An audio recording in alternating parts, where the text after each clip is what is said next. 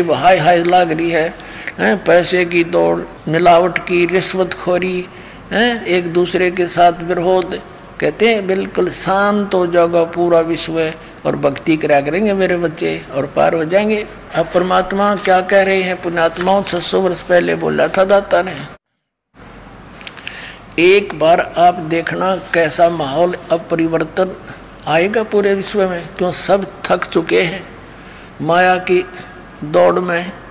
सभी चाहते हैं कार और कोठियाँ हों, सभी चाहते हैं बड़ी बड़ी गाड़ियाँ हों, उसके कारण नरे कर्म फोड़ें। 1 मिनट में मृत्यु हो जावा, गाड़ी भी जा और आप भी गया, परिवार समेत मर जाते हैं और जो काम करना था वो शेष रह जाता है। तो इस ज्ञान के आधार से पुण्यात्माओं एकदम डाउनफॉल आवेगा। सब उफने फिरे हैं सारा दिन, भागे भागे माया के लिए। और फिर क्या होगा? इस ज्ञान के आधार से परमात्मा कहता है कल्पे कारण कौन है?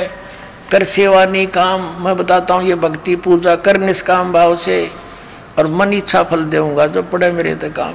तो देखिए तेरे ठाठ कर दूंगा।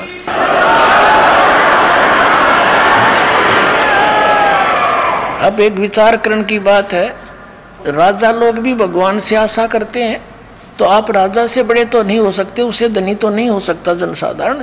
तो हम और वो भी भगवान के से ही और अच्छी लाभ चाहता है।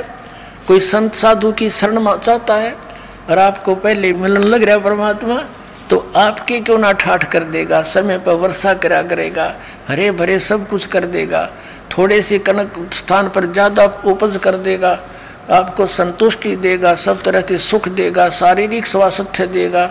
तो आपका सारी बरकत होगी, बीड़ी शराब मांस तम्बाकू हमारी छूट जाएंगी। हम एक ऐसा माहौल बनेगा।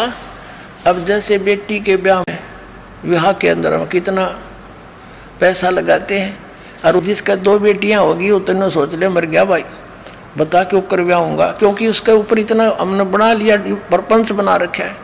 अब इस दास ने प्रार्थना की इन पुण्यात्माओं को, और इन पुण्यात्माओं को यह बात समझ में आ गई कि बेटी के ब्याह में ना 10 पैसे देने और ना अपने बेटे के ब्याह में लेने, क्योंकि हम एक दूसरे के कर्जवान बन जाते हैं और फिर उसी के लिए सारा जीवन लगे रहते हैं, मानसिक शांति नहीं।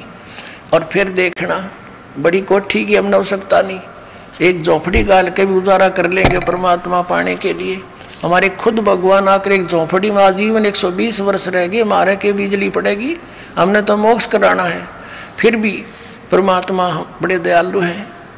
जैसे माता आपने देखी होगी, बच्चा सर्दियों के दिनों में पेशाब कर देता है बिछौने पर, बिस्तर पर, बच्चे को तो सूखे में सुलाएगी और माँ आप लेट जाएगी उस मूत के अंदर ठंड में, कि मेरे बच्चे को दुख ना हो।